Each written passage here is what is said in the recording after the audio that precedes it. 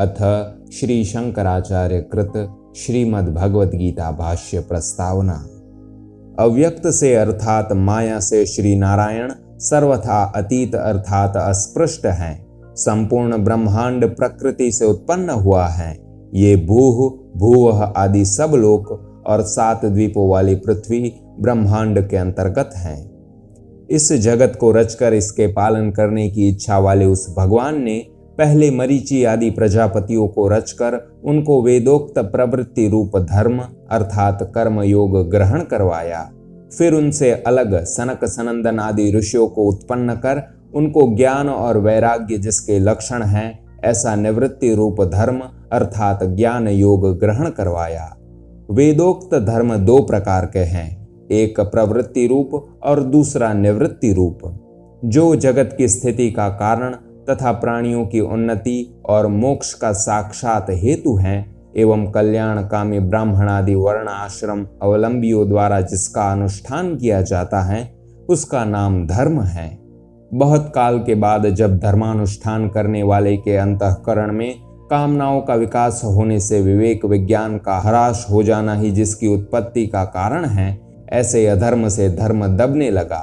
तब जगत की स्थिति सुरक्षित रखने की इच्छा वाले वे आदिकर्ता नारायण नामक श्री विष्णु भगवान भूलोक के ब्रह्म की अर्थात भूदेवों अर्थात ब्राह्मणों के ब्राह्मणत्व की रक्षा करने के लिए श्री वासुदेव जी से श्री देवकी जी के गर्भ में अपने अंश से श्री कृष्ण रूप में प्रकट हुए। ब्राह्मणत्व की रक्षा से ही वैदिक धर्म सुरक्षित रह सकता है, क्योंकि वर्णाश्रमों के भेद उनके अधीन हैं।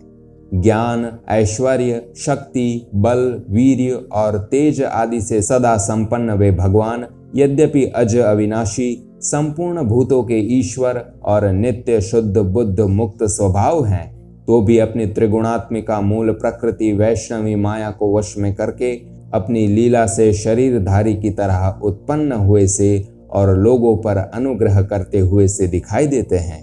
अपना कोई प्रयोजन न रहने पर भी भगवान ने भूतों पर दया करने की इच्छा से यह सोचकर कि अविक गुणवान पुरुषों द्वारा ग्रहण किया हुआ और आचरण किया हुआ धर्म अधिक विस्तार को प्राप्त होगा, शोक मोह रूप महासमुद्र में डूबे हुए अर्जुन को दोनों ही प्रकार के वैदिक धर्मों का उपदेश किया।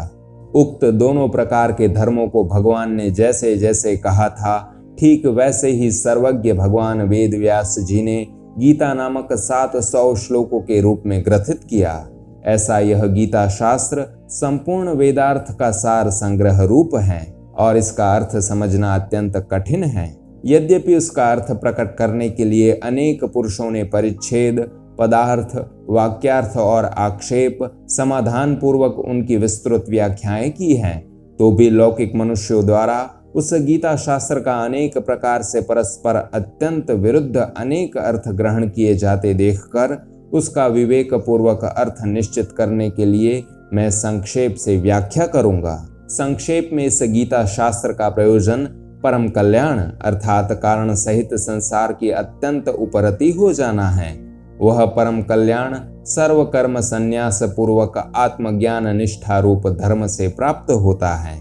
इस गीतार्थ रूप धर्म को लक्ष्य करके स्वयं भगवान ने ही अनुगीता में कहा है कि ब्रह्म के परम पद को अर्थात मोक्ष को प्राप्त करने के लिए यह गीतोक्त ज्ञान निष्ठा रूप धर्म ही सुसमर्थ है।